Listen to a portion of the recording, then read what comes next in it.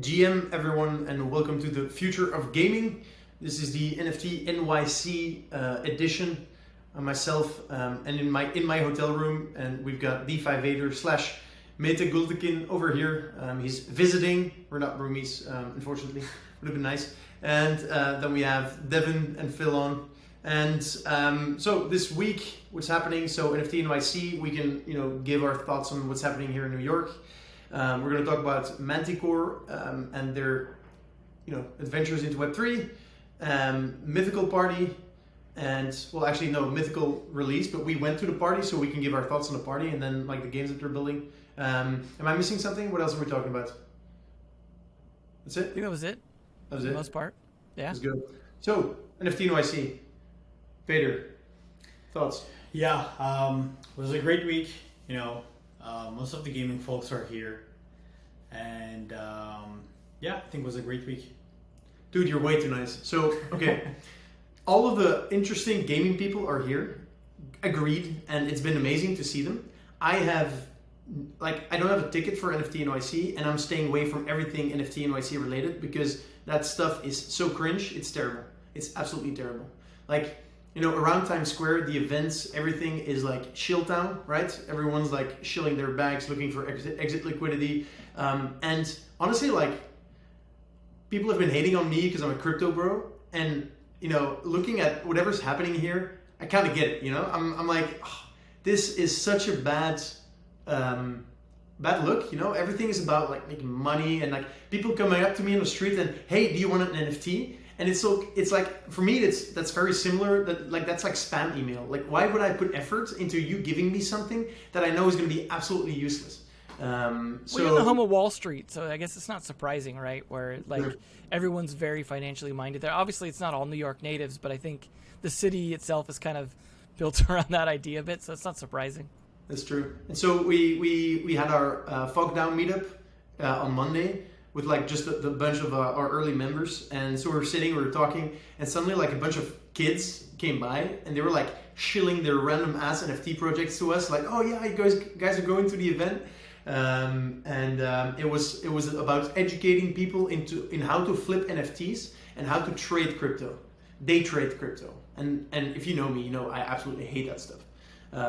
Anyway, that was my TED Talk and my rant. It's funny, Nico, because that's actually why I'm not there right now.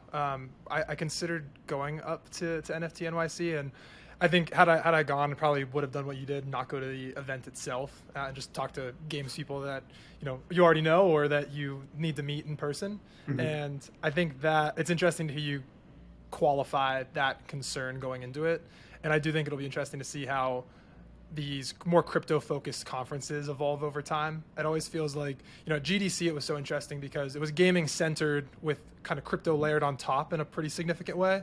And it feels like the reverse here, where it is more of this shilling festival where there's a more of a niche for the games people to get together and do serious work. Well, around GDC, it seemed like it was still pretty much everyone I met around the GDC events was all VCs still, right? So it was because that was when everyone was still enthusiastic to throw money at stuff, right? Yeah. But it also seemed like because it wasn't the bag shilling period, there was a lot of the VCs were just really interested in getting to know stuff and learning about it and stuff like that. And obviously being game centric versus financialized as well. I think people were a little more excited about the possibilities and wanting to find out what cool new stuff they could invest in. But yeah, now that we enter that bear market, everyone's like, so who wants to hold my bag for me real quick?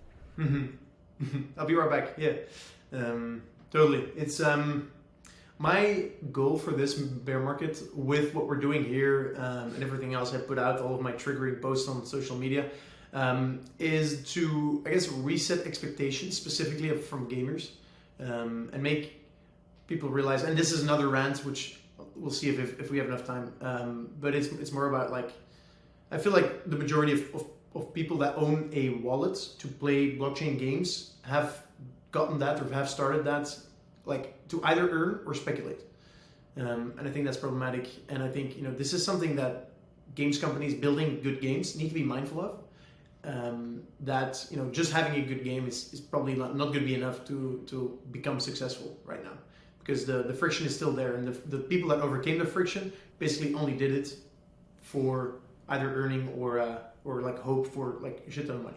Well, let me bring up an interesting parallel as well to .com era. Sorry to cut you off, Phil. Like, there's an interesting parallel here in terms of what happened with the .com crash. So that was a period where like people were trying to also build online retail, for example, right? It was like a big thing. Let's move everything online. Let's have people buy stuff online.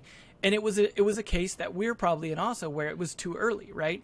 We didn't know Amazon was going to be the thing. eBay's still around, but maybe diminished a bit in terms of like their success. But basically the issue is really the same, right? Where it was like it was a little too early, and what's funny is it actually does relate to the crypto industry, right? Because part of it was the way online finance works and the way that people can spend money online and stuff like that. But eventually, people from the .com era solved enough of the problems and moved it forward and were able to get it going. And now, like, I buy practically everything from Amazon or online stuff, and so I don't have to physically go out to stores except for in emergencies. So, maybe we're in that same era with crypto gaming, right? Where it's like maybe everyone's, got to reset their expectations a bit, but there's like portions of what we're doing now that we'll finally figure out how to implement. Hopefully it doesn't take like 10 years or whatever, but I think is a good parallel with the way this technology sort of like, makes a good head start. But I think we see that with everything, right? That's part of the hype cycle where everyone gets all excited. Half the dreams don't come true. The other people just kind of, fester for a while and then make some of the dreams come true later on. And I hope this is not like a big crash for crypto. And this is just like, as we like to say, a building period. But we see what came in the .com era. The internet didn't disappear, obviously, right? Like, it didn't kill the internet, and crypto's not going away. Crypto gaming's not going away, like, period. So it's just a matter of what you want to do with your time until it gets crazy again. Yeah, I do think it'll be interesting to see how that friction is removed, though. And this is a constant internal battle that I face where, over time, initially it felt like some big studio with a lot of trust and goodwill is going to have to come in, bring an IP that people already know and love, and introduce this in a really seamless way. And I think we've seen the initial takes at that, and it hasn't really brought on too much adoption. I mean, I don't know how much stock we need to put into like the Ghost Recon situation, for example, but the flip side of that is these crypto native developers building games that have Web3 tooling in mind. And I think that's what we were really excited about last time we talked is, we talked about Wildcard last week and how they were expanding the viewership experience through Web3 elements. And so it's going to be this weird contradiction almost of, do we need the friction to be removed by a trusted source? Or does somebody come in with such a great experience that people catch on? And to Nico's point, the hard thing there is a good game going to be enough to remove that friction? And so that being rectified is something that I'm really excited to see play out, because I'm constantly going back and forth in my mind between how that looks over the coming years. We just need Ninja to stream the game, right? Like, and then it'll be successful. Like one of those kind of influencer moments that like blows up a game, and no one cares that it's crypto or not crypto. They're just like, this game's blowing up right now. Talking about influencers, I was at a party. I'm just flexing by now. And you know who's there? Were like 40 people. Logan Paul. So I was like, Nice. yeah, and I hate that dude because he's scammer number one, pretty much, right? Like, he rugs everyone. He's like fucking shit, like terrible NFT projects. So I didn't talk to him. There. You Anyway. talked to him? No, I didn't. Also, he's huge, man. So I'm not gonna like go tell him like how much his NFT projects suck and how bad he is. So I just, I was nice. I stayed on my little spot in the corner. Anyway, next up, Manticore NFTs, and they're venture into Web3. So I'm not like 100%, like I don't know the exact details. What I know is Bitcraft, we invested in Manticore, and so they're a high fidelity, very easy UGC game creation platform, like Roblox style, but I think that like the fidelity is higher, the tools are like slightly different. There's like less code required. You can do more. There's like a whole library of assets. I remember like 2 months ago we had a meeting with the executive team about like potential NFT integration. Boom! Yesterday, video comes out. They've done it. So I'm super impressed in how fast they did it. And so I don't know the exact details, but it looks like you can read the metadata out of NFTs and like do like super cool shit with them. They had some demonstrations. They used loot. So like I'm excited. Like everyone knows that. So yeah, I don't know. Devin, Phil, what did you think? Yeah, I mean, I'm pretty familiar with Core, have been for a while, because I think I'm a big fan of I like to teach kids how to make games and stuff like that.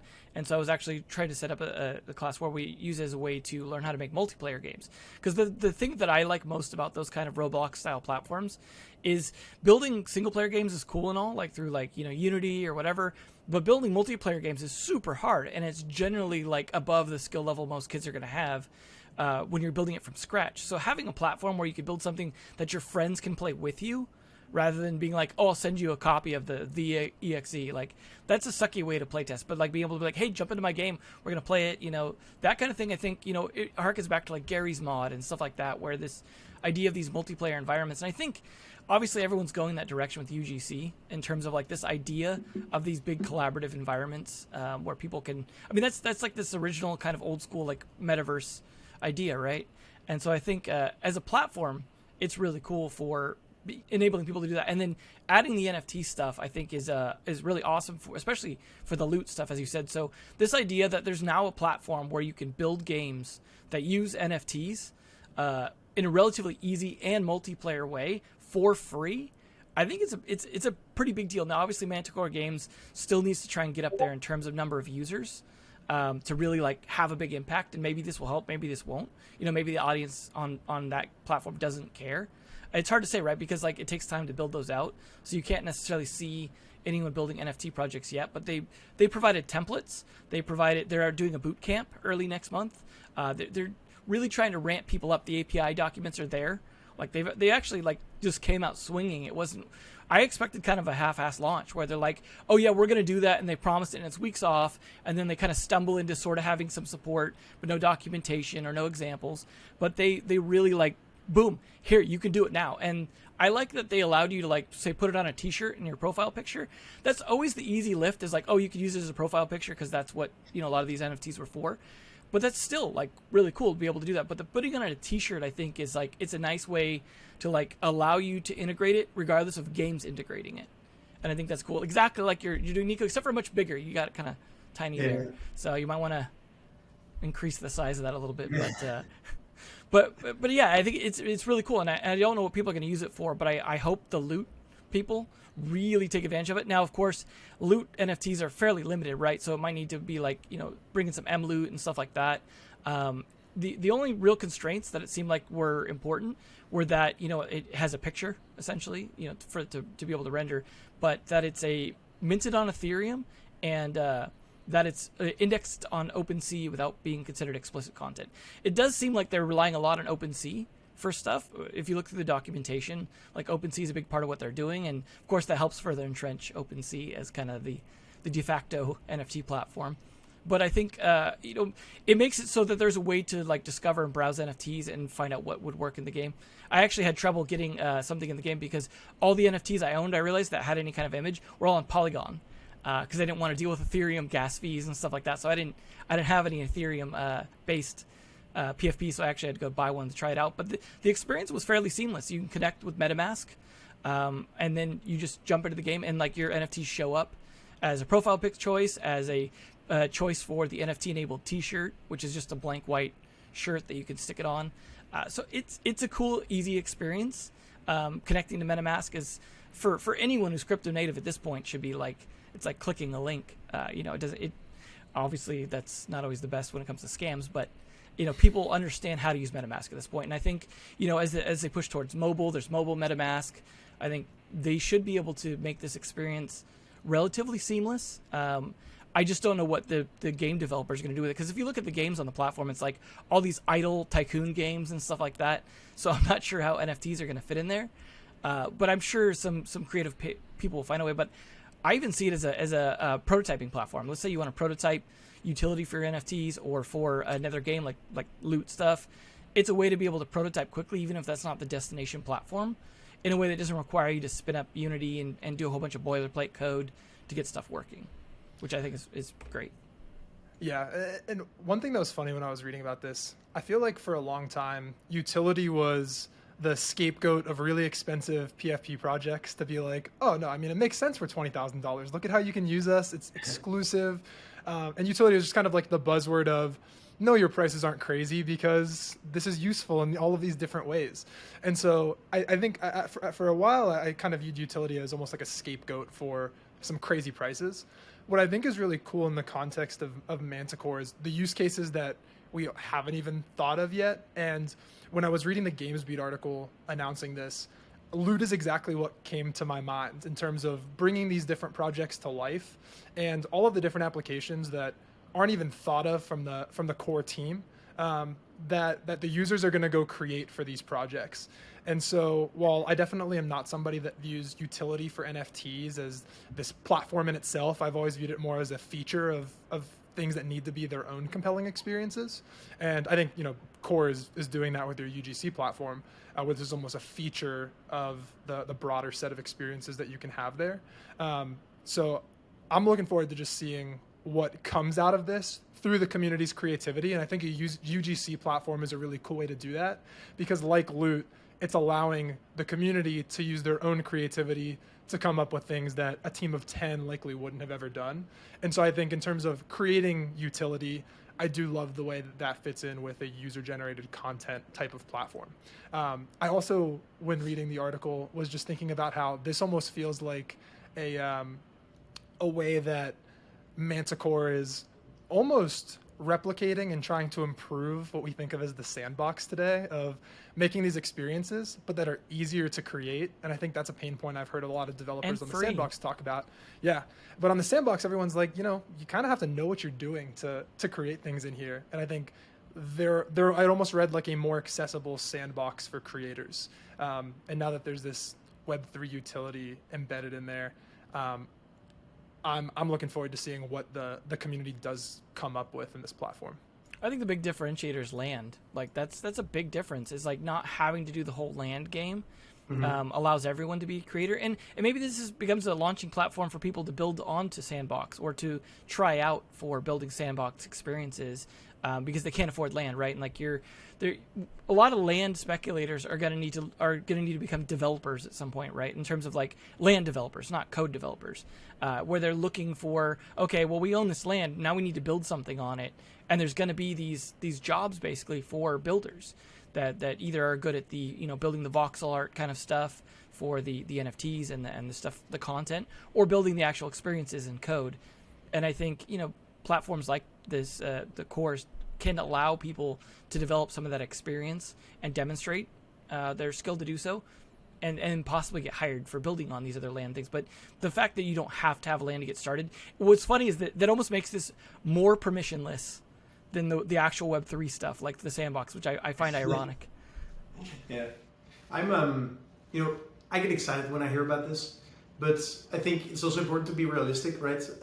We've gotten excited about a lot of these UGC platforms, which every single one faces the same cold start problem. Like, if there's no players, then there's no reason for people to build shit. And if there's no people building shit, then you don't have a reason to actually go. There's no players. And so, do we actually think that this will significantly move the needle for Manticore?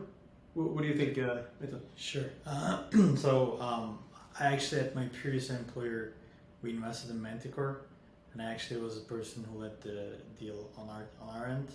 So Manticore, like you guys said, is basically trying to build something like a Roblox, but they're building an engine on Unreal that makes building an Unreal quality game, it just reduces the amount and time required. So instead of spending a year, you can build it in 6 months.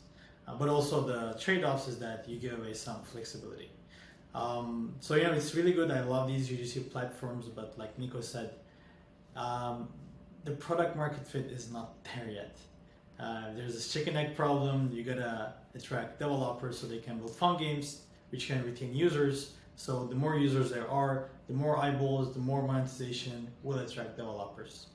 I agree with you guys. I'm more bullish on Manticore than Sandbox.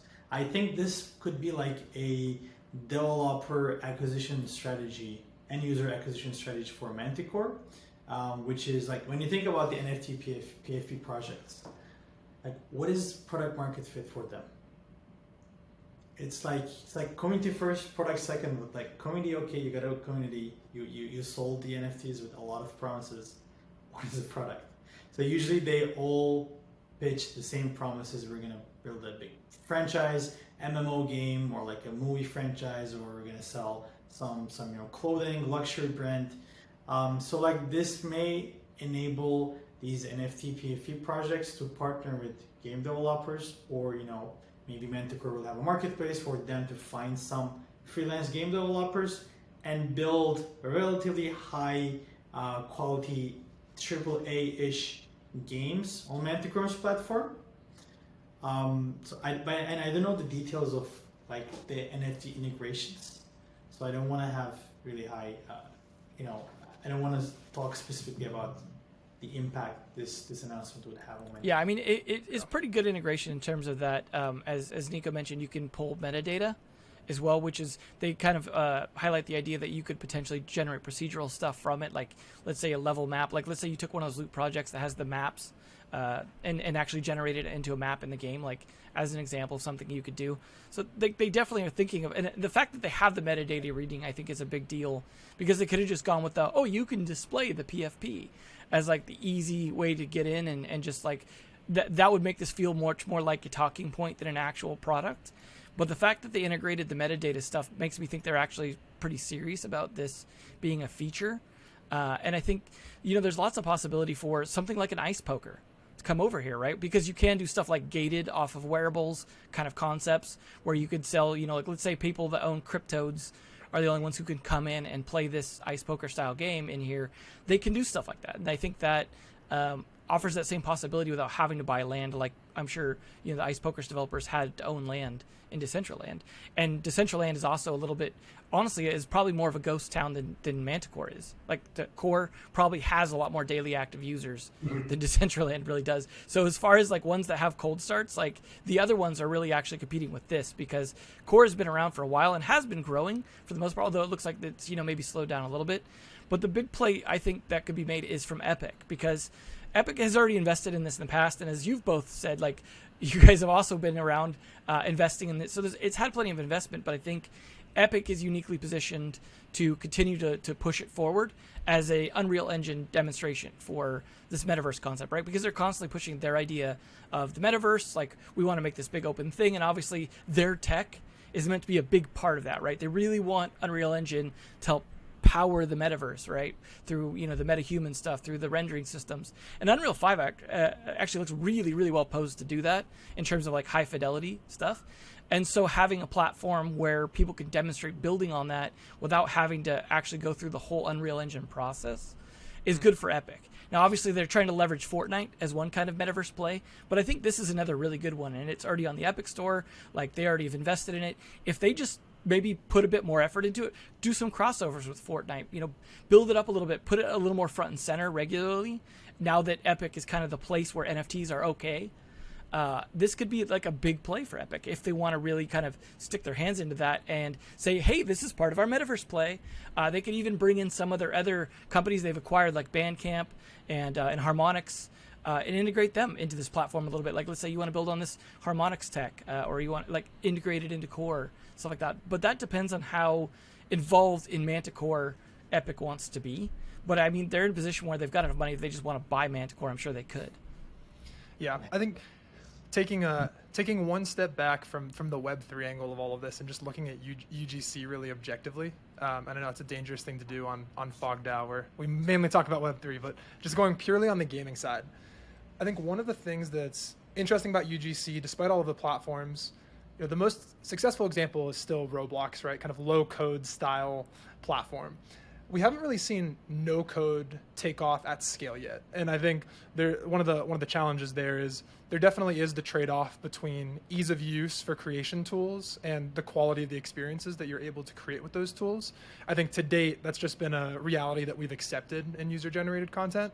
And so I guess the one risk here is when you make the comparison to Sandbox, and I was talking about how this is a more accessible option, they will have to find a way to make sure that the things that you are doing are interesting, because again, I think that this NFT integration is more of a feature of experiences that have to be standalone, independently good. And so they will still need to solve the much harder problem than the Web3 side of this. And I think that is the genuine creation of compelling experiences. Not to interrupt, but they actually are addressing that to an extent in a way that's not always super visible in their boot camps. So I've actually participated in one of their multi-week boot camps and stuff like that, and they are really good about having people not just teach you how to use the tools. They actually talk about game design, level design, how to direct players around, like the whole player experience. They actually are really investing time into helping developers understand how to make good experiences, rather than just, here's our toolbox, use it, like we'll improve our documentation, which is, I think, goes exactly to your point of that they're not just like laying out a toolbox and then leaving and just being like, have fun, here's your Legos. They're actually like trying to guide people. Now, I don't know how scalable that is, right? Because like, they can only have so many members of the boot camp, and it's a regular weekly thing, and people drop out and stuff like that. But the fact that they're putting the effort into that, look how long it took Roblox to get to where it is. It may be a similar arc here, and I think if they continue to do that, and they can attract the audience and address like any kind of barriers that are stopping people from joining, there's a lot of potential here. And of course, obviously you guys who have invested in it have seen some of that potential as well, in terms of where it could go. Will it go there? Who knows? Again, I think it sometimes is just down to timing and marketing, to where like something takes off just because a YouTuber or a streamer happens to do it, or people happen to find like the right game inside there. But the cool thing is like new genres being born, for example, on these kinds of platforms, because something I talk about a lot is mods are where a lot of new genres are born, is from mods of other games. And so like even the way you can kind of duplicate other people's games to some extent in these kinds of tools and then mod them and stuff like that, there's this whole culture around that sort of thing, even around cloning other people's things. Like in Roblox, for example, the sort of obby or obstacle course like genre kind of became a big thing, right? And that kind of developed into its own thing. And we could see similar things where it looks like Tycoon and idle games, for example, are a big thing on Core, and obviously those can continue to like develop into their own thing. And if it can find its own big subgenre that exists primarily there, that other people are looking to copy, maybe that'll be the draw it needs. Two comments. First, so I don't know if we already said this, but our members, the Fogdown members, will receive tokens, very like soulbound tokens. So maybe we should build like a place where we token gate it with these soulbound tokens, where we can do hangouts. And we have to make them NFTs though, because I don't believe there's any functionality to read like tokens, like ERC20 style tokens. So we'll have to make sure we give out NFTs. We'll figure it out, I'm sure. Anyway, so that's one idea. The second idea I had, and so this actually is related to what you just said. I'm curious, did they mention any ideas for also integrating ERC20 tokens?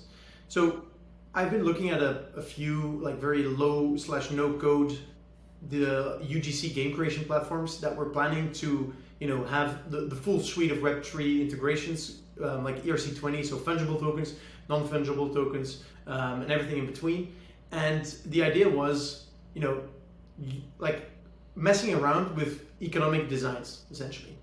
And so I see this guy like getting excited already, right? What if you like can just use a very simple platform, a very simple bunch of tools, where you can start like creating these economic loops, and something very simple where you can, for example, recreate RuneScape, but then like fully open, where RuneScape Gold is an ERC20 token that's open, and then every item is an NFT. Did they mention any plans for ERC20 tokens?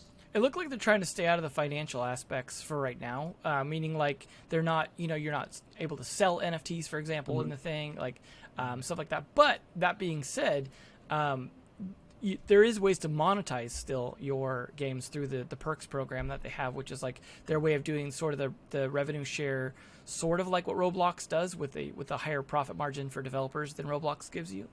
But I think it's probably smart that for now they stay out of the financial aspect, just because like that becomes its own quagmire, especially when you're dealing with minors still, because there's a good chance that while it ages up from Roblox, it's still likely to have a lot of minors on the platform, and starting to integrate IAP that ties to crypto, where people like make a lot of bad decisions when it comes to finance, might be dangerous. But I also think we're not at the end of new standards, right? Where we've got ERC20, we've got 721. Like there's other developing standards. I don't think NFTs and tokens are going to be the end of like the sort of technology that we build on blockchain in terms of like different types of objects. And so maybe there'll be other better future ones to support besides just ERC20. But I don't anticipate them saying ERC20 tokens are now part of it anytime soon, unless there's like a huge push from the player base to say like, oh, I would use this if I could use my tokens. I suppose if there's that, then they have incentive to. But I honestly, unless there's that kind of push, I don't think they should for now until they really see what people build out with this first. That's fair. If they did, though, what do you? If they did. Yeah, but like Meta, would that get you excited? Do you think that there's some cool stuff you can like mess around with there? For sure. I'm just worried that everyone would kind of use a specific game template and just the breeding Ponzi, and just like just keep going. Like step and axie, just keep adding different versions of the same thing. That's fair. Yeah. Yeah, but the beauty of UGC is the best content should theoretically float to the top over time in a very, very crowded sea, right? Yeah. That'd be interesting for our FogDAO purposes if we had a competition where whoever wanted to create a world for us can create it and then vote on it, and then that becomes the official FogDAO place to hang out. This is our new metaverse location. Screw Discord. We're all going to be hanging out in Core. Devin is finally going to get his living in the metaverse dream. I'm still actually. I was thinking about it this morning. I'm just like, man, I wish we were having this this whole podcast in the metaverse. I missed the metaverse podcast because I just finally got the elite strap from my Quest, and I'm like, all right, let's do this. Let's do this in VR, man. Why are we doing this? Meat space thing. Yeah, no, I can't be my PFP right now. We've now said metaverse too many times for this episode, and we'll be required to spend an entire episode defining the metaverse and arguing over what it is and is not. All right, let's go to the next topic, Mythical. So I'll give my insight. So we both were hanging at the party there, which was like a festival, but inside here in New York, and my so one of on the Bitcraft team called it a non-refundable deposit party, where if they could have made the choice to do that party last week, we probably wouldn't have had such a big party. It was like the production value was in the millions, and it was pretty insane. Pretty fun though. And then they showed their new games, but I wasn't paying attention because I was eating pizza. So maybe Devin or Phil, can you shed some light on their new games? Yeah, I think they're. The nice thing is they're building on existing franchises, but it's like a racing game, which I find kind of an odd choice just because racing is very niche already, and it's not like it's done super well in crypto, but it's like drag racing. So we'll see if they can get that on mobile like they're trying to. That might be an interesting thing for them to do, but I don't know how. A lot of people are trying to go into mobile, and we'll see what Apple and Google's policy ends up really landing on in the near future to allow that sort of thing. And then the other one's based off of a physical card game. So that will be interesting to see it ported over, which was Epic Spell Wars. And I've played the original. I don't think I played any of the other sort of expansions they've done. But I think it's probably smart to build off franchises when you're announcing other games to have already some built-in audience, I think. Although very different audiences, right? You've got mobile and you've got physical card game. And so hopefully that will expand out the audience of interest. Obviously, Mythical is going for less niche, right? They're going for this more broader, mainstream audience, like they were with Blanco's Block Party, where they're going for that sort of like the vinyl figures and going for that sort of mainstream Fall Guys kind of demographic. So they're definitely targeting, I think, some different audiences than some of these other even Animoca kind of was. We'll see if that pays off for them, but I think these games will probably end up decent enough that it probably won't be a bad thing as long as they come out kind of at the right time. Yeah. No, I agree. And to your point, I feel like we've seen 4 categories of games where everyone in Web3 gaming wants to build. You have racing, you have trading card games, you have MMORPGs, and then there's kind of this 4th category that's unknown, right? And that's the Blancos, which is more Fall Guys themed, but a little more unique than what we see out in the market. I have to imagine they may have been a little bit upset because I think it would have been a bigger announcement on the Blancos side of them going on to Epic Game Store if they weren't a couple weeks behind Gala. But I thought that was another really cool announcement just in terms of the direction on game distribution in Web3 and where it's going. So yeah, I mean, to Devin's point, I feel like the games are variations of what we've seen in the past, but of course, given it's Mythical, you can expect some pretty high production value there. But yeah, I think it's kind of continuing the trends like we're talking about before we started recording around the stories that we talk about every week are really starting to intertwine, and we're starting to talk about game distribution, voting structures, and these are going to be narratives that continue for weeks and weeks to come. But yeah, it did feel like a little bit more of the same in a way. I want to see racing for pinks if they're going to be using NFTs. I want to see straight up racing for pinks for the drag race, just because like everyone's so scared of like because they've overpriced all their NFTs, of like burning them or giving them away. Like there was a whole idea of trying to do permadeath and crypto raiders, which is still kind of like trying to be figured out. But I want to see racing for pinks. I want people to actually drag race in a game with some stakes for NFTs. Like that would be a neat innovation, but I doubt it'll happen. Wait, for pinks, does that mean that the loser has to give their card to? Yeah, Sorry, if you're not familiar with the term pink slips, it refers to like the car's title, and so like when you race for pinks, you're racing for ownership of the loser's car. Okay. Yeah. Let's see how that turns out. Yeah. Should we maybe quickly go over some other like news, and then we can wrap this up? Devin, should we do a weekly game to try out, or maybe a bi-weekly?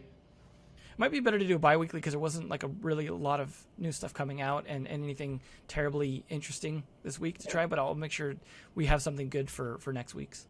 Okay. Right, so on my end, I remember that Solana is bringing out a phone, which I did not see coming, and so that's something to check out. What's it called again? Saga? Yeah, I believe Saga was the actual name of it. Yeah. This came out like today. Phone? Yeah, Solana Saga. Which yes. I'm not sure who's actually developing like the hardware. If it's actually, I was going to say, is it going to be like a built-in hardware wallet on the phone? Yeah, I think it's built with like a hardware/software stack of like Solana crypto support. I don't know if they're like going to release a white paper or something like explaining how it works, being the culture, and everything. But hopefully they release enough details for people to really gauge whether or not it's something that makes sense to them. But if luckily I think it's Android, so I don't think it's like a niche thing where it's like Windows Phone or something where no one adopts it. But we'll see. This is not the first phone that's been proposed to have some sort of crypto integration. And I don't know if like it being Solana native is going to really have a huge impact on Solana or the phone market. Well, actually, the phone probably won't work half of the time, right? Right. You'll have downtime. Sorry, you can't call anyone until the is congested. How many bars you have will be related to gas fees, right? Yeah, exactly. Any other notable things that happened this week? Nope. I think there was some interesting stuff like Animoca buying a pretty big UGC educational company, and like Immutable X with their $500 million fund. So we're continuing to see the whole idea of like funds from these blockchains, which I think is cool. Like it's good to see that they're continuing this. Obviously they have to, right? Because they got a lot of investment money, and now they've got to take that investment money and turn it around into like, it's like this trickle down economics into game projects and stuff like that. So once everyone's done spending all their money bringing games over, then we'll see who survives, right? Right now it's everyone like pay people to come to their blockchain and build, and then we'll see like who has games left standing that people want to play. Yeah. And to the point on the Solana phone, I mean, a lot of these protocols still do have a lot of money to distribute despite what's happening in the market and all the doom and gloom. So I feel like we're going to see a lot of flyer projects like a phone, and it's going to be really interesting to see the types of stuff that comes out, but you never know which wild idea is actually going to stick and hit, and it's probably something that we're going to laugh at when we first hear about it, and then 5 years down the road, we're going to look back at us saying that while recording and feel like idiots. Yeah, with gray hairs from the bear market. All right, cool. Well, this was it for this week. Thanks for joining us, man. Thanks for inviting. Phil, Devin, thank you for joining. Listener, thank you for listening. If you enjoyed it, feel free to like and subscribe. And yeah, if you haven't yet, apply and join us, and we can continue this conversation in our Discord. And then you might be applicable for these soulbound tokens, and you can come hang out in the core metaverse that hopefully one of us will develop. So yeah, let's do that. With that, speak to you next week. Cheers.